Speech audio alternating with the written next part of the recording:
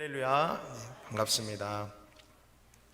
여러분, 우리들이 예수님을 믿으면서 막 가장 많이 부딪히는 우리 신앙생활의 부분들은 무엇일까요?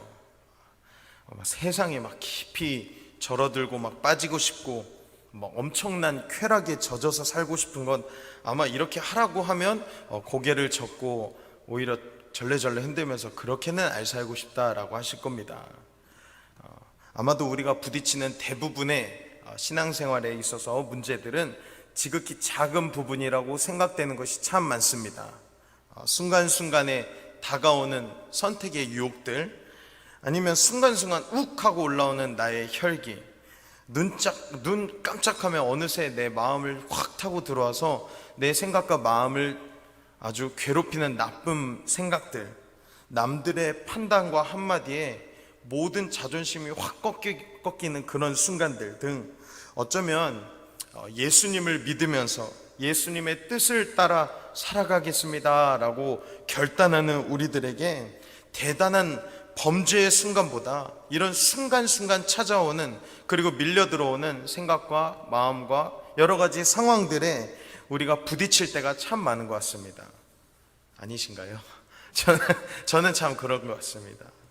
근데 처음에는 신기한 게 이렇게 그런 마음들을 그냥 지나치지 않게 돼요. 특별히 은혜를 깊이 받으면 이런 작은 유혹의 순간이나 죄 앞에 상황이 놓였을 때 이런 마음이 찾아오면 덜컥 겁이 나기도 하고 무섭고, 어이구 내가 감히 하나님 앞에서 이러한 배은망덕한 마음을 품었어, 주여 용서하소서, 막 바로 우리들이 하나님 앞에 가서 고하게 되고 은혜 막 갚받으면요 그렇게 됩니다. 우리 중고등부 아이들 지금은 안 가지만요, 수련회 같은 데 가면 특히 더 심합니다. 거기 가면요, 여러분 혹시 보셨나요? 정말 열광의 도가니예요. 그 안에서는 어차피 집에도 못 가고 핸드폰도 내고 그러니까 정말 의지할 곳은 하나님밖에 없는 거예요.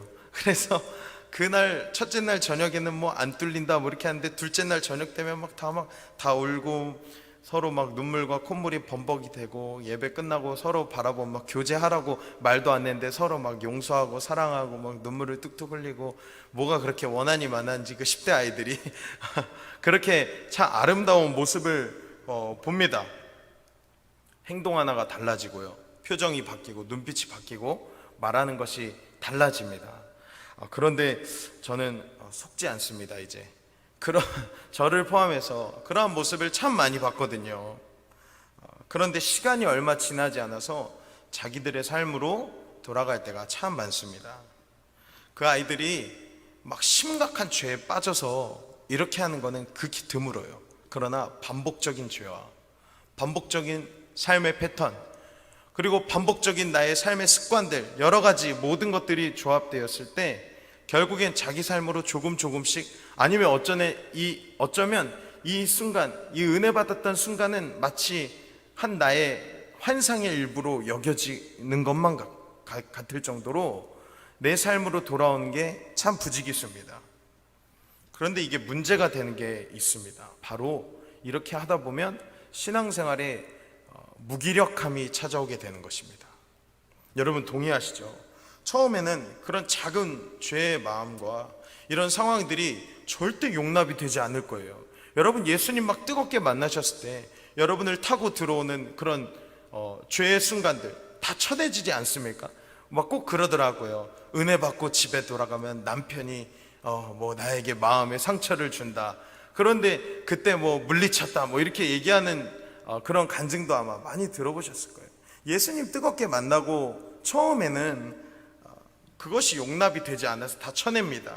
그러나 시간이 점점 지날수록 하나씩 용납이 되고, 처음에는 그렇게 나한테 손가락질하던 그 손가락을 꺾어버리고 싶은 마음이 들어오기 시작하고, 오히려 꺾다 못해 핥히고 오히려 물어뜯어서 결국 내가 이겨버리는, 제 얘기입니다. 죄송합니다. 저는 그렇게 되는데, 그런 모든 것이 익숙해지고 내 삶으로 돌아가게 되는, 그렇게 하다 보면 생기는 우리 신앙생활의 문제 같지 않아 보이는 그 문제가 바로 무기력함이다라는 것입니다. 현재 우리는 코로나19 시대의 중심을 살아가고 있습니다. 예수님 믿으면서 살아가는 것도요, 어떻게 보면 마찬가지예요. 처음에 주일날 교회를 나가지 못한다라는 이야기를 접했을 때 얼마나 많은 사람들이 이 심장이 떨리는 마음으로 집에서 온라인 예배를 드리면서 눈물을 흘렸던 분도 참 많습니다. 내가 저곳에 가야 하는데 어떻게 하면 좋냐고. 막 어떤 사람은 죄책감이 들어서 이 온라인으로 예배 드렸다는 게, 그래서 회개한 사람도 있었다고 합니다. 예배 드리는 것 같지도 않고 답답하고 어렵고 주일 성수를 실패한 것만 같은 그 느낌. 그런데 보세요, 지금 잠깐이에요. 지금 벌써 코로나 시대가 된 지도 1년 반이 넘었습니다. 여러분, 점점 익숙해지다 보니까요, 무기력해지고, 그렇게 하다 보니까요, 다시 교회로 나올 수 있는 상황에 오히려 문제가 생기기 시작합니다. 여러분, 무기력해지는 것은 참 무섭습니다. 얼마나 무서운지 아십니까? 오늘 성경에 그 무기력한 한 인생에 대해서 나오는데요, 눈앞에 주님이 계셔도 자기의 무기력함을 벗어나지 못하는 한 그런 상황에 놓인 인생이 있습니다. 여러분, 우리에게도 이러한 상황이 올 수 있습니다. 오늘 우리가 함께 읽은 본문에 나온 이 한 인생은요, 정말 무기력함의 끝판왕이라고 볼 수 있습니다. 무려 38년이라는 세월을 누워서 지냈던 그런 사람입니다. 일어나지 못하는 반신불구의 인생을 살아가던 한 사람이 나옵니다. 우리는 물론 이에 대해서 질병에 걸린 사람한테 어떻게 감히 무기력하냐라고 할 수 있을 겁니다. 그러나 여러분, 오늘 말씀을 잘 기억하시면 어떤 이야기인지 알 수 있을 겁니다. 여러분, 베데스다라고 하는 곳은 아마 우리가 성경을 통해서도 알고 많은 설교를 통해서 들어서 잘 알고 계실 겁니다. 이 베데스다에 한 가지 전설이 있었죠. 그건 뭐냐면 어느 기간이 되면 물이 움직이기 시작합니다. 그때 천사가 한번 왔다 가면 그곳에 처음 물에 들어간 사람이 병이 낫게 된다라는 전설이 있었습니다. 오늘 말씀 3절 4절 함께 읽어볼까요? 말씀 읽어보겠습니다. 시작. 그 안에 많은 병자, 맹인, 다리 저는 사람, 혈기 마른 사람들이 누워 물의 움직임을 기다리니, 이는 천사가 가끔 못에 내려와 물을 움직이게 하는데 움직인 후에 먼저 들어가는 자는 어떤 병에 걸렸든지 낫게 되미려라. 그래서요, 38년 동안 병을 앓고 있던 이 사람은 이 연못 앞 행각에 앉아서 이 순간만을 기다리며 살아가는 겁니다. 무려 38년 동안이. 사실 베데스다라고 하는 이 연못은요, 간헐천이었대요. 간헐천. 그렇기 때문에 온천수가 이렇게 밑에서 뽀글뽀글뽀글하고 올라오는 거예요.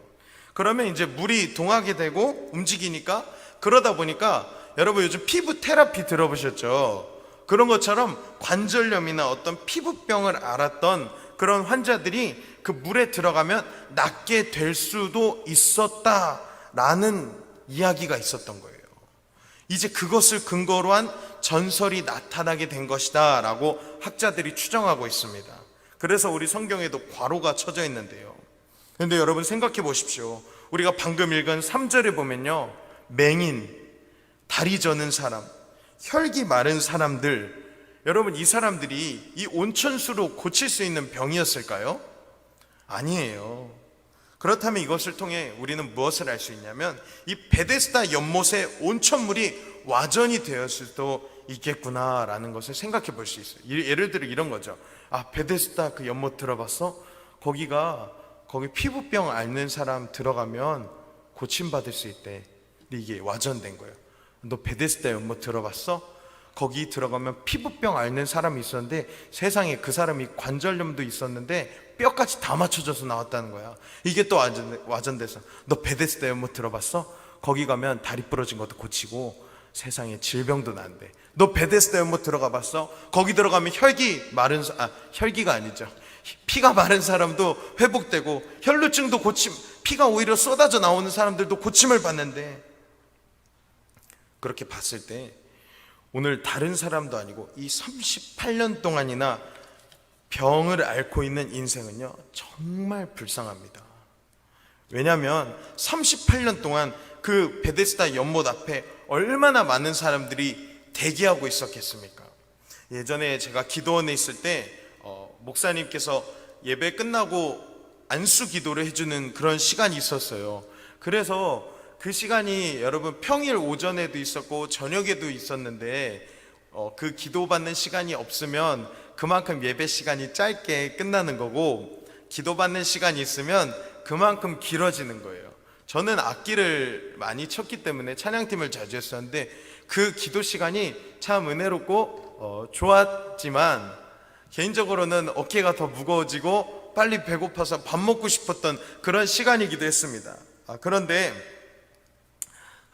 기도원에서 안수 기도를 해주시다 보면 몸이 아픈 사람들이 기도받는 줄과, 그리고 일반 성도님들이 나와서 기도받는 이렇게 두 줄로 해서 기도를 해주실 때가 있었어요. 그러면요 여러분, 당연히 어디 줄이 길었게요? 아픈 사람 줄이 그냥 보통 긴 것도 아니고 그냥 일반 기도받으러 오신 분이 한 10분 나오잖아요. 아픈 분 기도받으러 나오시는 분은 정말로 50명이 서 있어요. 그러면 10초씩만 기도해줘도 500초가 지나가거든요. 근데 절대 10초로 안 끝납니다. 그리고 참 놀라운 거는 우리가 평소에 봐도 저 사람 왜 여기 아프신 분에 서 있지? 저 사람 내가 어제 뛰어서 내려가는 거 봤는데, 이런 사람도요 아픈 사람 줄에 서 있고요, 정말 철판 딱 깔고 거기서 이렇게 간절한 마음으로 기도하는 거 보면 피식피식 웃길 때도 있습니다. 거기 서 있으면 막 무슨 기적이 일어나고, 막 아픈 사람이 막 물론 치유 역사 일어날 수 있죠. 그러나 막 거기 서 있는다고 그게 기적이 일어납니까? 우리 마음이 중요한 거죠. 오히려 저희가 봤을 때 암 환자, 인생의 거의 마지막을 달리고 있는 분은 그렇게 기도받으러 나오라고 할 때 나오지 않고 앉아서 기도하고 계시더라고요. 나중에 어떤 분이 가서 물어보니까 네, 기도받지 않아도 됩니다. 제가 지금 이 자리에서 목사님도 힘드시니까 앉아서 기도하고 예수님 의지할 때 주님께서 저를 만져주시지 않을까요? 오히려 이런 대답을 들었었습니다. 사람들이요 이기적인 것처럼 보이지만 그만큼 질병, 다시 말해 자기의 문제에 대해서는 참 이토록 절박한 것 같습니다. 이러한 베데스다는 치유의 연못, 회복의 연못, 한 영혼의 인생을 소생시켜주는 귀한 장소로 사람들에게는 인식이 되었습니다. 따라서 그 5 행각의 이름도 당연히 은혜의 집, 베데스다라는 이름이 은혜, 자비, 긍휼 이런 뜻이거든요. 그래서 그 옆에 있는 행각은 임시 사람들이 지낼 수 있는 그런 집과 같은 곳이었기 때문에 은혜의 집, 긍휼과 자비의 집 이렇게 말할 수 있었습니다. 하지만 명칭만 그럴 뿐이고 은혜보다는 경쟁이 있었고요, 긍휼보다는 짓누름이 있었고, 자비보다는 무자비함이 넘쳐났던 곳이 어쩌면 베데스다 연못 앞일 수도 있습니다. 잘 생각해 보십시오. 얼마나 많은 경쟁이 그 앞에 펼쳐져 있겠습니까? 잠깐 제가 예를 들어 보겠습니다. 연못 앞에 10명이 서 있다고 해볼게요. 한 명은 팔을 못 움직이는 사람입니다. 한 명은 다리 한쪽을 저는 사람입니다. 한쪽이요.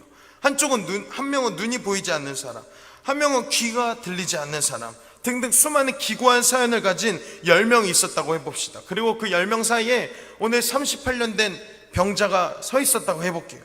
누군가 어느 시점에 그 연못을 바라보는데 물이 움직이는 거예요. 물이 움직인다 라고 외칠 때 여러분 어떻게 되었을까요? 모르긴 몰라도 그 10명의 환자들이, 물론 오늘 38년 된 병자 제외하고요, 미친 듯이 사투를 벌이면서 아마 그 연못으로 뛰어갔을 거예요. 제일 먼저 간 사람이 고침을 받을 수 있었다고 하는 거니까. 그러니까 얼마나 많이 뛰어가겠어요. 아마 서로 가다가 다리도 걸고요, 막 팔로 치고 안 보이는 사람 막 저쪽으로 박수 쳐서 저쪽으로도 보내고 가지각색의 아주 야근 방법을 다 써서라도 어떻게든 그렇게 경쟁했을 겁니다. 왜냐? 물에 1등으로만 골이 나면 되니까요. 1등으로만 들어가면 되잖아요. 여러분 그 모습을 상상해 보십시오. 그리고 제 질문에 대답해 보십시오. 여러분 이게 하나님의 역사일까요? 하나님의 일하심이 그곳에 있었을까요? 치유의 역사가 그곳에 있었을까요? 그게 아닙니다. 그리고 그 10명 중에 오늘 한 사람은 경주의 대열에 서지도 못하는 한 인생입니다. 바로 무기력한 38년 된 병자입니다. 38년이라고 하는 숫자가 상징하는 것은 고난의 시간을 담아낸 의미도 있지만 한마디로 표현하면 이 사람은 경주 자체가 불가능하다는 것을 말해주고 있는 거예요. 무기력한 인생 그 자체를 말해주고 있는 겁니다. 조금만 나쁘게 말하면요, 자기 인생을 스스로 끊고 싶어도 끊지 못하는 그런 삶을 살았던 사람이 이 사람이에요. 그렇게 경쟁 속에서 자기의 삶을 쥐고 살지도 못하는 그 안타까운 인생을 살아가고 있었습니다. 그런데 오늘 이러한 인생을 포기하지 않고 찾아오신 분이 있습니다. 그분이 바로 우리 예수님이십니다. 예수님은요, 우리 오늘 요한복음 5장 읽어보시면 알겠지만 왜 그 사람을 찾아갔는지, 어떠한 이유에서 그를 찾아가셨는지 성경에 전혀 나오지 않습니다. 그러나 우리가 이 본문을 읽고 생각해 봤을 때 아마 그 사람이 그 베데스다 연못 근처에서 명절이라 수많은 사람들이 오고 가는 그 예루살렘 문 옆에서 가장 무기력하고 가장 소망 없이 낙심하는 삶을 살아갔을 수도 있었기 때문에 오늘 주님은 그 영혼을 절대 포기하지 않으시고 그 영혼에게 다가가신 것은 아닐까 하는 묵상을 해보게 되었습니다. 그 아버지의 사랑, 포기하지 않고 끝까지 그를 찾아가시는 그 놀라운 주님의 사랑이 제 안에 묵상이 되었습니다. 그런데 여기서 중요한 한 가지 우리가 기억해야 될 부분이 있습니다. 오늘 본문 말씀 6절 7절을 한번 읽어보겠습니다. 시작. 예수께서 그 누운 것을 보시고 병이 벌써 오래전 줄 아시고 이르시되 내가 낫고자 하느냐? 병자가 대답하되 주여, 물이 움직일 때 나를 못에 넣어주는 사람이 없어 내가 가는 동안에 다른 사람이 먼저 내려가나요? 바로 여기서 기억해야 될 것은 38년 된 병자의 주님을 향한 고백입니다.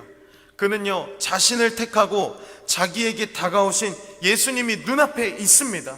짠, 눈앞에 있어요. 바로 눈앞에서 예수님이 말씀하십니다. 그런데 그 주님을 바라보고 주님과 이야기를 하면서도 그 주님이 되지 못하는 것입니다. 너 낫기 원하니? 너 지금 일어나기 원하니? 너 무기력한 너의 인생 새롭게 되기 원하니? 그런데 그 병자는요, 자기 앞에 자기의 구원자가 있음에도 불구하고 그를 알아채지 못하고요, 네, 원해요. 저 진짜 너무 원해요. 저 소망해요. 그런데 저 물에 들어가고 싶은데 제가 들어갈 때쯤 이미 다른 사람들이 다 들어가서 저 못 일어나고 있습니다. 그래서 저는 안 돼요. 저는 고침받지 못하고 있습니다. 예수님이 눈앞에 있음에도 그는 그 베데스다라고 하는 그 목적의 욕망에 사로잡혀서 결국 그는 주님을 알아보지 못하게 되는 것입니다. 여러분, 우리 신앙생활도 마찬가지예요. 문제 해결에 대한 기도를 우리가 할 때가 있습니다. 그러면 기도하고 막 금식도 하고 작정기도 하고, 그런데 만약에 문제가 해결되지 않으면 실족하고 낙심하고 좌절하는 사람들이 참 많습니다. 하나님의 응답의 여부를 떠나서 내가 원하는 것에 대한 응답이 되지 않았을 때 여전히 우리는 그 문제에 매이게 되고 그렇게 신앙을 포기하는 사람들도 참 많습니다. 그런데요, 놀라운 것은 여기서조차도 주님은 그를 포기하지 않으십니다. 8절 9절 말씀 한번 읽어보겠습니다. 시작. 예수께서 이르시되 일어나 내 자리를 들고 걸어가라 하시니 그 사람이 곧 나아서 자리를 들고 걸어가니라. 이날은 안식일이니. 주님은요, 정말로 끝없는 하나님의 사랑으로 그를 향해 권면하십니다. 거기서 그 무명의 38년 된 병자의 인생을 향해서 그의 시선이 심지어 주님이 아닌 저 베데스다 연못으로 향하고 있음에도 불구하고 그의 병을 고쳐주시면서 말씀하십니다. 일어나 내 자리를 들고 걸어가라. 여러분, 여기서 걸어가라 라고 하신 예수님의 외침은요, 태초에 하나님께서 천지를 창조하실 때의 외침과 같습니다. 빛이 있으라, 물이 있으라, 하늘에 해와 달과 별이 있으라, 이런 것처럼 새롭게 창조하신 그 말씀과 같은 방식으로 오늘 그 38년 된 한 낙심된 인생에게 오늘 선포하시는 겁니다. 내 자리를 들고 일어나 걸어가라. 이 말은요, 그래서 이렇게 되는 거예요. 야, 너가 머물 곳은 베데스다가 아니야. 네가 머물 곳은, 그리고 내가 너에게 원하는 너의 자리는 곧 네가 지금 새 사람이 되어서 일어나 걸어가는 것이야 라고 말씀하십니다. 여러분, 제가 9절 마지막에 포인트에 이날은 곧 무슨 날이다 이렇게 포인트를 해놨습니다. 이날은 곧 안식일이었습니다. 여러분, 지금 이 상황은요, 사실 예수님이 돌 맞아 죽으실 수도 있었던 상황입니다. 수많은 사람들이 돌을 집어 던져서 예수님을 죽여서 그 자리에 돌무더기를 만들어 예수님의 사역과 인생이 모든 것이 끝났을 수도 있을 법한 상황입니다. 누가 감히 안식일에 이런 일을 합니까? 위태로운 삶을 살아갔던 예수님입니다. 그러나 예수님은요, 돌 맞는 게 중요한 게 아니에요.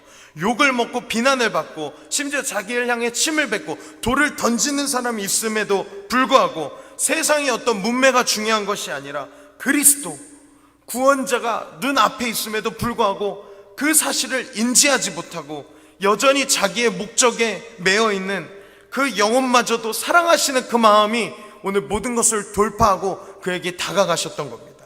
여러분, 이게 바로 주님의 놀라운 사랑입니다. 오늘 우리에게도 마찬가지예요.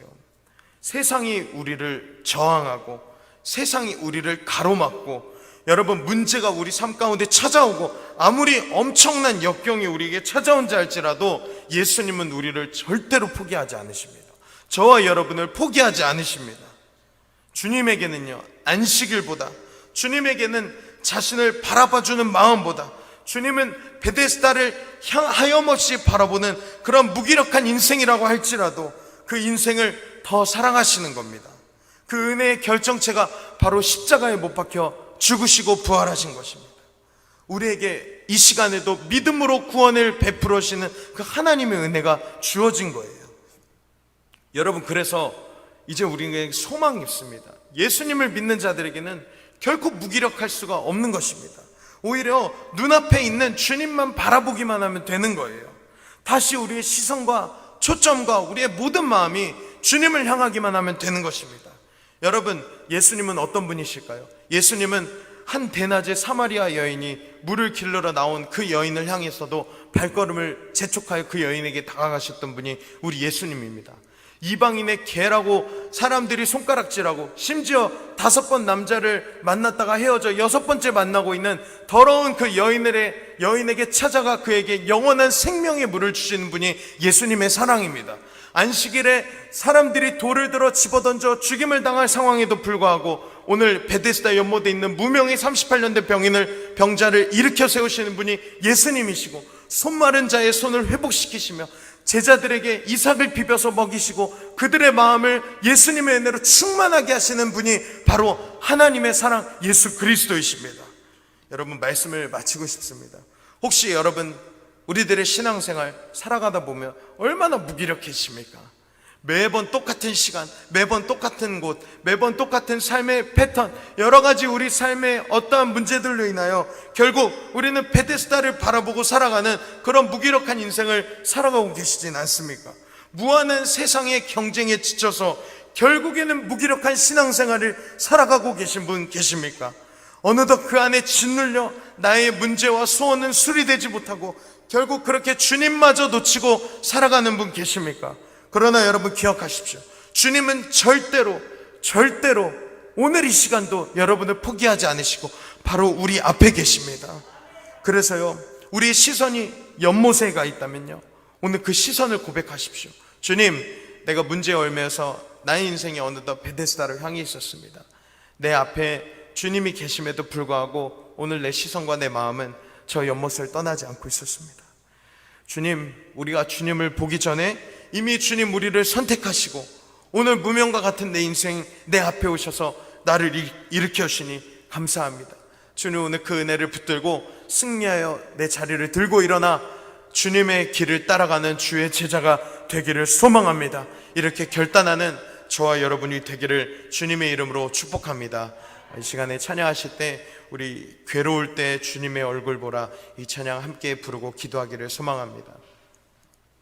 오늘 가사를 보면 모든 상황이, 어떠한 상황이 찾아와도 주님을 바라볼 때 주님께서 오늘 우리에게 사랑의 안식을 주신다고 말씀하십니다. 여러분, 혹시 신앙생활 하다 보면 무기력할 수 있습니다. 오늘 이 시간에 베데스다에 가 있던 우리 시선을 주님께 드리고 함께 나아가실 때 우리 눈앞에 계신 주님이 우리를 일으켜 세우실 줄로 믿습니다.